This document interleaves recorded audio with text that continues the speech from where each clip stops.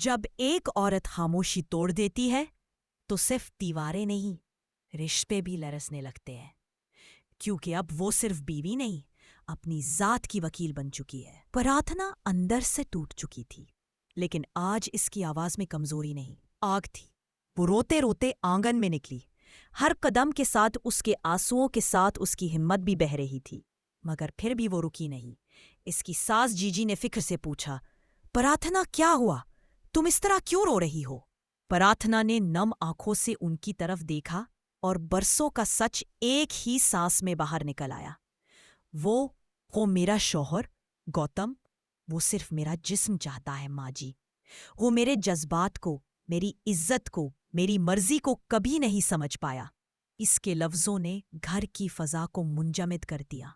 अनुपमा जो कमरे से निकली, वो लम्हा एक जंग की मानंद था। गौतम भी दरवाजे से दाखिल हुआ, गुस्से में दहाड़ता हुआ, ये सब बकवास है। मैं तुम्हें अपना बच्चा देना चाहता हूँ और तुम मुझे जालिम कह रही हो। प्रार्थना ने एक कदम आगे बढ़कर कहा, बच्चा? क्या सिर्फ बच्चा पैदा करने की मशीन हूं मैं? तुमने कब मुझे मोहब्बत दी? कब मेरी मर्जी पूछी? तुम्हारी नजरों में मैं सिर्फ एक जिस्म हूं, एक चीज। अनुपमा ने आगे बढ़कर प्रार्थना के कंधे पर हाथ रखा और कहा, प्रार्थना, तुम अकेली नहीं हो। आज हर वो औरत तुम्हारे साथ है जिसने बरसों ये सब सहा और खामोश रही। गौतम ने हाथ उठाने की कोशिश की, लेकिन जीजी, बापूजी और अनुपमा सब ने दरमियान में आकर दीवार बना दी। जीजी की आवाज बुलंद हुई, बस बहुत हुआ गौतम। ये वो लड़की है जिसे हमने बेटी बनाया और तुमने उसे गुलाम समझा। आज हम तुम्हारे साथ नहीं, प्रार्थना के साथ है। गौतम को जैसे करंट लगा। उसने एक नजर सब पर डाली और चुपचाप पीछे हट गया। प्रार्थना जमीन पर बैठ गई, लेकिन आज वो कमजोर नहीं, आजाद थी। उसने आंसू पूछते हुए कहा, मैं तलाक लूंगी। मैं अब अपनी नई जिंदगी शुरू करूंगी।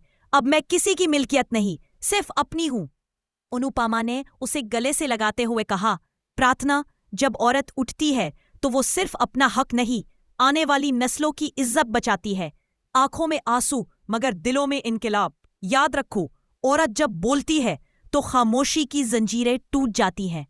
और पस मंजर में अनुपमा की आवाज गूंजती है, याद रखो, औरत जब बोलती है तो खामोशी की जंजीरें टूट जाती है।